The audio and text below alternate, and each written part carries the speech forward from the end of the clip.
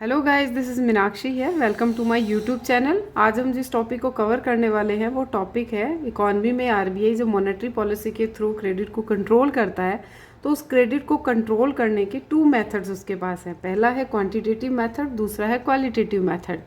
आज इस वीडियो में क्वांटिटेटिव मेथड्स की 3 rate, bank rate, repo rate और रिवर्स रेपो रेट को हम कवर करने वाले हैं। वीडियो स्टार्ट करने से पहले एक रिक्वेस्ट है, चैनल पे नए हैं तो चैनल को सब्सक्राइब ज़रूर कर लें, बेल आइकन ज़रूर हिट करें ताकि न्यू अपलोडेड वीडियो आप मिस ना करें, और अपने दोस्तों के साथ इसे ज़रूर शेयर करें ताकि उनकी भी हेल्प हो सके। चलिए वीडियो स्टार्ट करते हैं। मॉनेटरी पॉलिसी क्या होती है, मॉनेटरी पॉलिसी किस तरीके से काम करती है, मॉनेटरी पॉलिसी के क्या ऑब्जेक्टिव्स हैं, ये ऑलरेडी हम देख चुके हैं। आज हम देखेंगे कि मॉनेटरी पॉलिसी के इन 3 टूल्स के थ्रू जब आरबीआई क्रेडिट कंट्रोल करता है तो किस तरीके से इकॉनमी में इन्फ्लेशन और रिसेशन की कंडीशन को कंट्रोल किया जाता है आरबीआई के द्वारा।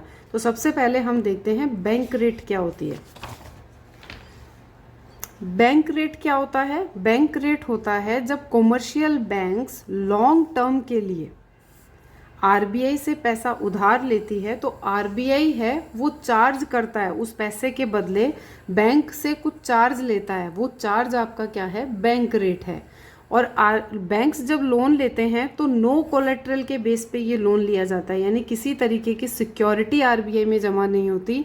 बैंक्स ये लोन है लॉन्ग टर्म के लिए उधार लेता है बिना किसी कोलेट्रल के, और नोन एज पेनल्टी रेट। इसको पेनल्टी रेट भी बोलते हैं बैंक रेट को, क्योंकि अभी फिलहाल बैंक रेट को एज ए इन्फ्लेशन रिसेशन को कंट्रोल करने के लिए कम यूज़ किया जाता है।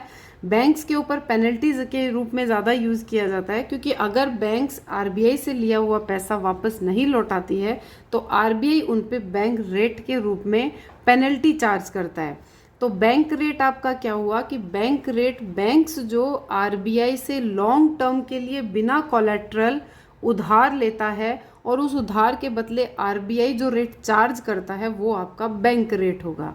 इस बैंक रेट के थ्रू आरबीआई इन्फ्लेशन और रिसेशन को इकॉनमी में कंट्रोल करता है। इन्फ्लेशन की कंडीशन है तो बैंक रेट बढ़ा देगा, जिससे लिक्विडिटी कम हो जाएगी, लोन्स एक्सपेंसिव हो जाएंगे, रेट ऑफ इंटरेस्ट हाई हो जाएगा, एग्रीगेट डिमांड लोन की कम हो जाएगी और कॉन्ट्रैक्शन ऑफ क्रेडिट होगा। और रिसेशन की कंडीशन में बैंक रेट को कम करके लिक्विडिटी मार्केट में बढ़ा दी जाएगी, जिससे लोन कम ब्याज पे लोगों को मिलेंगे, इसलिए वो लोन की डिमांड ज़्यादा करेंगे, इन्वेस्टमेंट ज़्यादा बढ़ेगा, इकॉनमी में एक्सपांशन ऑफ क्रेडिट हो जाएगा।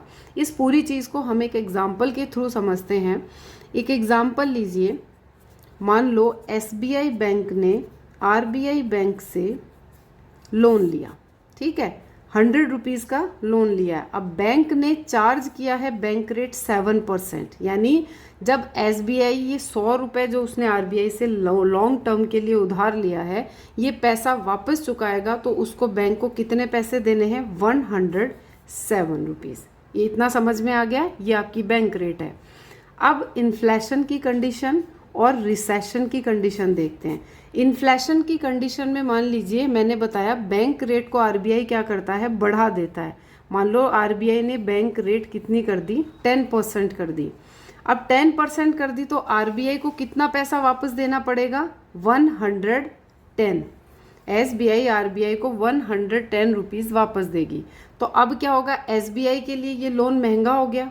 लोन महंगा हो गया तो अब एसबीआई क्या करेगा? लोन को कम कर देगा, यानी अब लोन वो 100 रुपीज़ का ना लेकर कितने रुपीज़ का लेगा? 50 रुपीज़ का।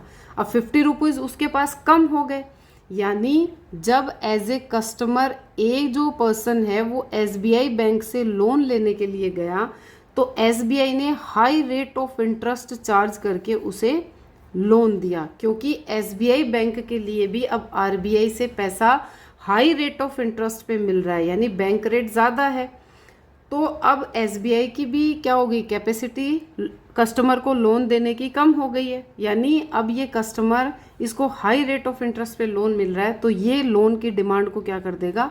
कम कर देगा। मार्केट में क्या करेगा? पैसा नहीं पहुंचेगा, लोग लोन ही नहीं लेंगे तो मार्केट में क्या हो जाएगी? मनी सप्लाई कम हो जाएगी। मनी सप्लाई कम हो गई, लिक्विडिटी कम हो गई, बैंक्स की लोन देने की कैपेसिटी कम हो गई, लोन काफ़ी एक्सपेंसिव हो गए लोगों के लिए, इसलिए हाई रेट ऑफ इंटरेस्ट की वजह से लोगों ने लोन की डिमांड क्या कर दी, कम कर दी। यानी इकॉनमी में इन्फ्लेशन होने पर जब आरबीआई ने बैंक रेट को बढ़ाया तो इकॉनमी में कॉन्ट्रैक्शन ऑफ क्रेडिट हो गया, यानी हम इन्फ्लेशन की कंडीशन से बाहर निकल आए। दूसरा, अगर रिसेशन की कंडीशन इकॉनमी में है तो आरबीआई मान लो इस 7% रेट को घटाकर 5% कर देती है, तो अब बैंक्स को आरबीआई को कितना पैसा देना है, 105। यानी पहले उन्हें 107 देना था, अब उन्हें 105 ही देने हैं। यानी एसबीआई बैंक क्या करेगा, आरबीआई से ज़्यादा पैसा उधार लेगा। अब मान लो पहले ये 100 का ले रहा था, अब इसने 105 का ले लिया लोन, यानी इसके पास मनी क्या हो गई, ज़्यादा हो गई। अब ए अगर इससे लोन मांगने के लिए आता है तो वो कम रेट ऑफ इंटरेस्ट पे उसको लोन दे सकता है क्योंकि उसके पास मनी सप्लाई ज़्यादा है।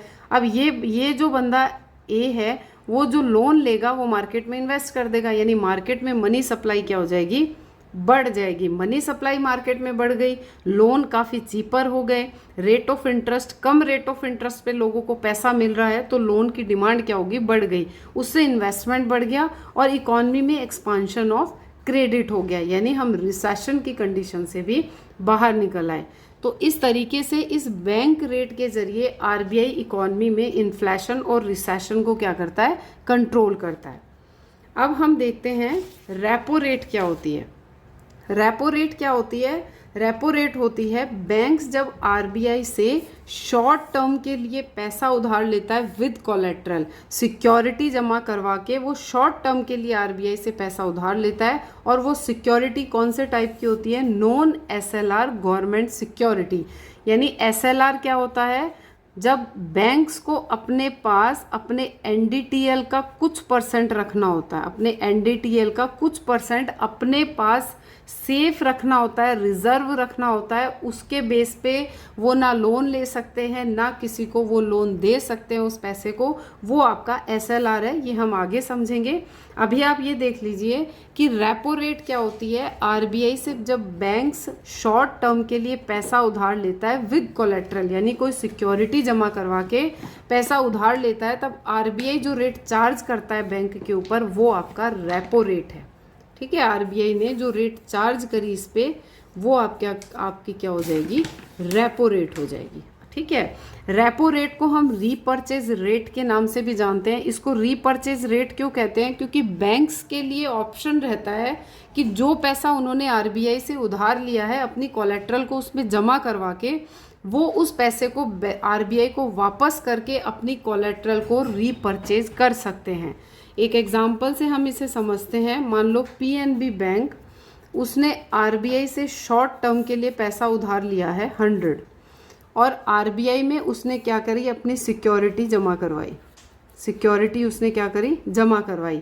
अब कुछ टाइम बाद जब इस पीएनबी बैंक ने आरबीआई को पैसा वापस दे दिया तो ये सिक्योरिटी भी अब क्या करेगा, ये पीएनबी वापस रीपर्चेज कर सकता है आरबीआई से। तो कॉमर्शियल बैंक्स के पास ये ऑप्शन होता है कि रेपो रेट में जो उन्होंने अपनी सिक्योरिटी आरबीआई के पास रखी है वो उस सिक्योरिटी को रीपर्चेज कर सकता है, इसलिए इसको रीपर्चेज रेट भी कहते हैं। इसके थ्रू भी आरबीआई इकॉनमी में इन्फ्लेशन रिसेशन को क्या करता है, कंट्रोल करता है। इन्फ्लेशन जब कंडीशन है तो रेपो रेट को क्या कर दिया जाएगा, बढ़ा दिया जाएगा। जब रेपो रेट बढ़ जाएगी तो मार्केट में लिक्विडिटी कम होगी, लोन एक्सपेंसिव हो जाएंगे, रेट ऑफ इंटरेस्ट बढ़ जाएगा, इकॉनमी में कॉन्ट्रैक्शन ऑफ क्रेडिट हो जाएगा। रिसेशन की कंडीशन है तो रेपो रेट को कम कर दिया जाएगा, लिक्विडिटी उससे बढ़ जाएगी, लोन्स चीपर हो जाएंगे, कम रेट ऑफ इंटरेस्ट पे पैसा लोगों को मिलेगा तो एक्सपांशन ऑफ क्रेडिट होगा। एक एग्जाम्पल से हम इसे समझते हैं।